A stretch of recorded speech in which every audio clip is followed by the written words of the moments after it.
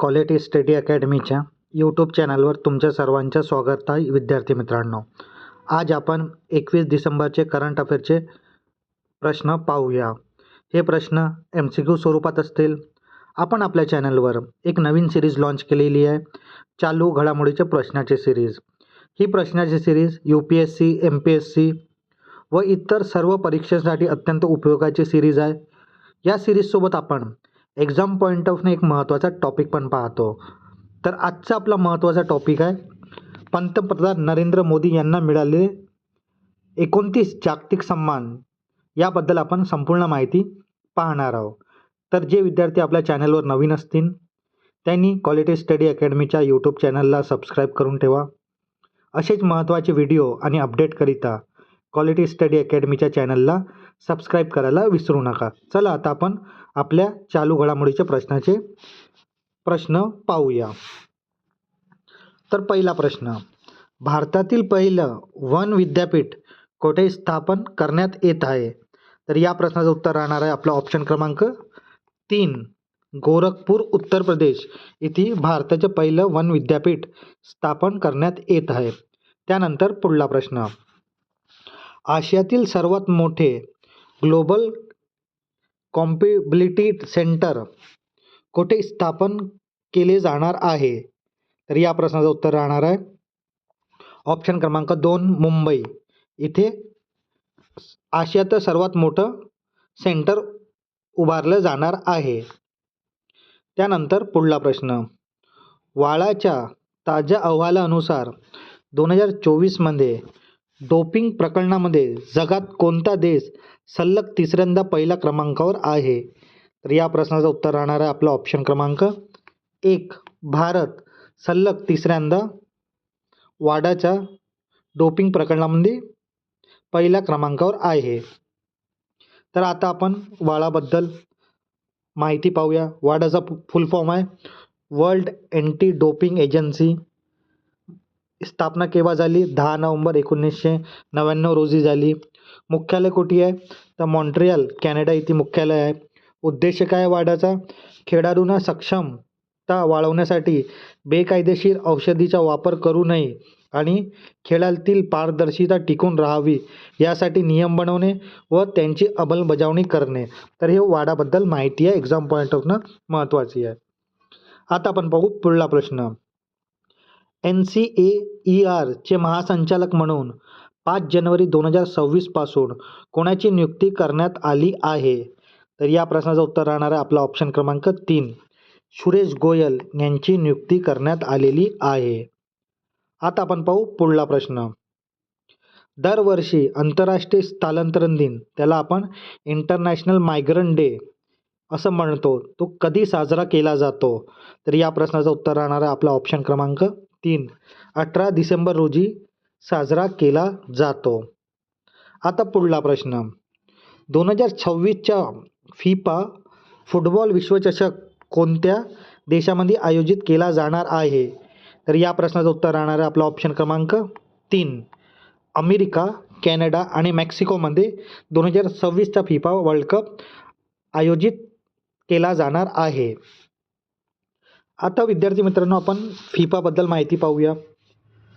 FIFA 2026 विश्वचषक Canada, Mexico आणि United state या 3 देशामध्ये संयुक्तपणे आयोजित केला जाईल.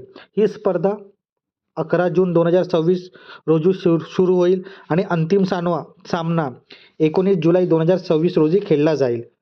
आपण आता माहिती पाहूया. यजमान देश आपण बघितलेच आहे. एकूण सामने किती होणार आहे? तर 104 एकूण सामने होणार आहेत. प्रथमच या विश्वचषकात 32 ऐवजी 48 संघ सहभागी होतील. स्वरूप, संघाचे 12 गटामध्ये विभागणी केली जाईल. प्रत्येक गटात 4 संघ असतील. प्रत्येक गटातील पहिला 2 संघ आणि सर्वोत्तम 8 तृतीय स्थानावर संघ राऊंड ऑफ 32 साठी पात्र ठरतील. पदार्पण करणारे संघ कुराक्को, केप व्हर्डी, जॉर्डन, उझबेकिस्तान हे पहिल्यांदा विश्वचषक भाग घेणार आहेत. तर ही माहिती तुम्ही एक्झाम पॉईंट ऑफनं लक्षात ठेवा. हे फिफाबद्दल माहिती आहे, तुम्हाला येणाऱ्या एक्झाममध्ये विचारू शकते. त्यानंतर आपण पाहू पुढला प्रश्न, पंतप्रधान नरेंद्र मोदींना ओमानच्या कोणता सर्वोच्च नागरी सन्मान प्रदान करण्यात आलेला आहे? तर या प्रश्नाचं उत्तर राहणार आहे आपला ऑप्शन क्रमांक 3. The first class of the order of Oman हा पुरस्कार पंतप्रधान नरेंद्र मोदी यांना प्रदान करण्यात आलेला आहे. हा ओमानचा सर्वोच्च नागरी सन्मान आहे. आता आपण पाहू पुढला प्रश्न. 19-20 डिसेंबर 2025 रोजी राष्ट्रीय लोकसेवा आयोग अध्यक्षपदांची परिषद कोठे आयोजित करण्यात आली आहे? तर या प्रश्नाचं उत्तर राहणार आहे आपला ऑप्शन क्रमांक 3.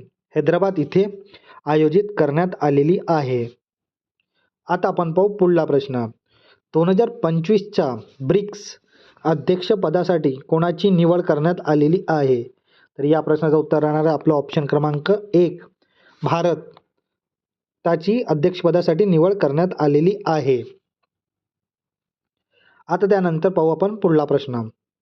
अभ्यास एवी इंदिरा 2025 चे आयोजन कोणत्या 2 देशादरम्यान केलं जात आहे? तर या प्रश्नाचं उत्तर राहणार आहे ऑप्शन क्रमांक 4. भारत आणि रशिया. आपण या आधीच्या व्हिडिओमध्ये आपण जे आपले रोज चालू घडामोडीचे प्रश्नाचे सिरीज आहे तिथे आपण एक्झाम पॉईंट ऑफ खूप महत्त्वाचे युद्ध सराव ते पाहिले आहेत. तर ज्या विद्यार्थ्यांना 2025मध्ये कोणकोणते महत्त्वाचे युद्ध सराव झाले आहेत त्याबद्दल माहिती हवी असेल तर तुम्ही तो व्हिडिओ पाहू शकता. आता विद्यार्थी मित्रांनो आपण एक एक्झाम पॉईंट ऑफ एक महत्त्वाचा टॉपिक पाहतो. तर आजचा आपला महत्त्वाचा टॉपिक आहे पंतप्रधान नरेंद्र मोदी यांना मिळालेले 29 जागतिक सन्मानबद्दल आपण इन्फॉर्मेशन पाहूया. कोणकोणत्या देशांना त्यांना जागतिक सन्मान मिळालेले आहेत त्याबद्दल आपण माहिती पाहूया. तर पहिला ओमानमध्ये the first class of the order of Oman हा त्यांना नुकताच मिळालेला पुरस्कार आहे, नागरी सन्मान आहे. त्यानंतर Ethiopia great honour of Nishan of Ethiopia पण त्यांना रिसेंटली मिळालेला सन्मान आहे. त्यानंतर नामिबियाचा the order of the most Asian Welwitschia mirabilis हा अवॉर्ड नामिबियाचा आहे. त्यानंतर Brazil grand collar of the nation order of the southern cross हा ब्राझीलचा सर्वोच्च सन्मान त्यांना मिळालेला आहे. त्यानंतर त्रिनिदाद आणि टोबॅगोचा the order of the republic of Trinidad and Tobago हा पण त्यांना सन्मान मिळालेला आहे. Ghana the officer of the order of the star of Ghana हा पण सन्मान त्यांना मिळालेला आहे.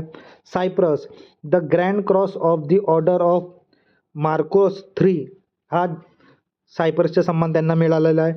श्रीलंकाच्या द मित्र विभूषण हा सन्मान त्यांना मिळालेला आहे.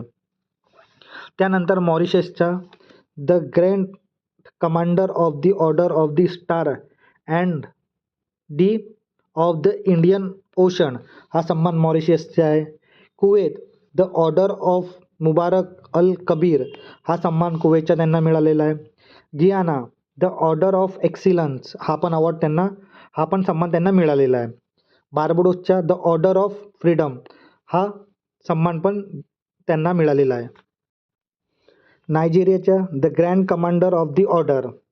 त्यानंतर डोमॅनिका अवॉर्ड ऑफ ऑनर. रशियाचा order of Saint Andrew the apostle हा पण त्यांना सन्मान मिळालेला आहे. Greece grand cross of the order of honour. त्यानंतर France grand cross of the legion हा सन्मान त्यांना मिळालेला आहे. त्यानंतर Egypt order of the Nile. त्यानंतर पलाऊ प्रजासत्ताचा इक्बाल पुरस्कार. पपाऊ न्यू गिनीचा द ऑर्डर ऑफ लोगहू. फिजीचा companion of the order of Fiji हा सन्मान मिळाला त्यांना. Bhutan order of the Druk गॅपलो हा भूटानचा सन्मान आहे. अमेरिका लिजन ऑफ मेरिट हा सन्मान त्यांना मिळालेला आहे. Bahrain king Hamad order of the Renaissance. मालदीवचा order of the distinguished rule of Nishan Izzuddeen. त्यानंतर संयुक्त अरब अमिरातचा ऑर्डर ऑफ जयद पुरस्कार. पॅलेस्टाईनचा great collar of the state of Palestine award. त्यानंतर अफगाणिस्तानच्या the state order of Ghazi Amir Amanullah Khan हा सन्मान त्यांना मिळाला. सौदी अरेबियाच्या order of king Abdul Aziz हा पण सन्मान त्यांना मिळालेला आहे. तर ही जागतिक 29 पंतप्रधान नरेंद्र मोदी यांना मिळालेले सन्मान आहे. तर ही एक्झाम पॉईंट ऑफनं खूप महत्त्वाचे सन्मान त्यांना मिळालेले आहेत. त्यांची लिस्ट तुम्हाला एक्झाम पॉईंट ऑफ व्ह्यूनं खूप महत्त्वाची आहे. तुम्ही ही लिस्ट लक्षात ठेवा, पाठ करून ठेवा. तर विद्यार्थी मित्रांनो, आपण आपली जी MCQची सिरीज आहे, चालू घडामोडीचे प्रश्नाची सिरीज, हे तुम्हाला कशी वाटत आहे ते तुम्ही कमेंट बॉक्समध्ये सांगा. हे रोज येणारी सिरीज आहे. येथे तुम्ही रोज सकाळी 5:30 वाजता हे सिरीजबद्दल तुम्ही जो व्हिडिओ आहे ते तो आपल्या चॅनलवर अवेलेबल राहते. तर क्वालिटी स्टडी अकॅडमीच्या यूट्यूब चॅनलवर हा तुम्हाला व्हिडिओ मिळेल. ही सिरीज तुम्हाला कशी वाटत आहे ते तुम्ही कमेंट बॉक्समध्ये सांगा. हे सिरीज तुम्हाला आवडत असेल तर नक्की व्हिडिओला लाईक करा, शेअर करा आणि क्वालिटी स्टडी अकॅडमीच्या चॅनलला सबस्क्राईब करायला विसरू नका. धन्यवाद.